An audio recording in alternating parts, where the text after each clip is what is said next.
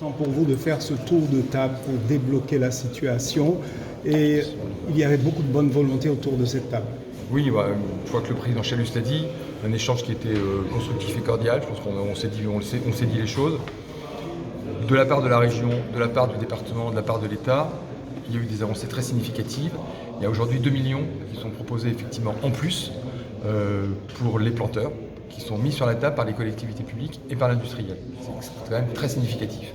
Ça veut dire très concrètement, parce que je ne vais pas rentrer forcément dans la technique de ce qu'on a échangé, ça veut dire qu'on est entre 8 et 10 euros de plus quand on est sur des richesses autour de 8, 7, qui est aujourd'hui le cas actuellement. Voilà, donc il y a un vrai effort pour le planteur qui est fait, et c'était la revendication, je pense, une des réponses aux revendications qui étaient effectivement posées par les syndicats agricoles et par le collectif. On est entre 8 et 10 euros, voire un peu plus pour le planteur sur le prix à la tonne. Après, c'est une sortie de crise. Maintenant, et ça je le dis depuis le début, il faut continuer à travailler sur la filière. La filière n'est pas en bon état. La filière souffre de déficits, de défaillances structurelles, de faibles rendements, de petites surfaces, un travail agronomique qui n'a sans doute pas été fait. Et ça, là-dessus, on est d'accord sur... Les constats, ils sont partagés.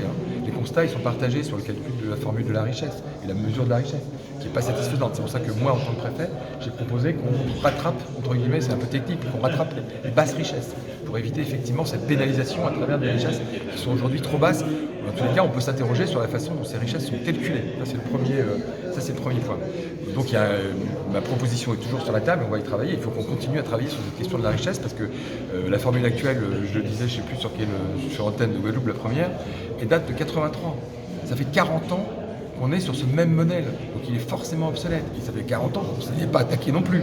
Je suis dans le département, je suis sur le territoire depuis un an, donc je ne me considère pas forcément comme le premier responsable de la situation, mais ça fait quand même 40 ans que cette formule de la richesse, elle est quand même fragile et sur laquelle il faut la retravailler. Ça, c'est le premier point. Deuxième point, on est aussi sur une formule de calcul du prix qui est devenue plus lisible. C'est 8 petites briques différentes qu'il faut sommer pour avoir le prix de la canne. Un coup, c'est fonction du rendement, un coup, c'est fonction de la richesse, un coup, c'est fonction de la surface, etc. Donc, en lisibilité pour l'agriculteur, pour l'exploitant, c'est évident qu'il ne peut pas s'y retrouver. Voilà. Donc, il y a des calculs très compliqués pour pouvoir effectivement calculer ça. Donc, tout ça, c'est sur la table.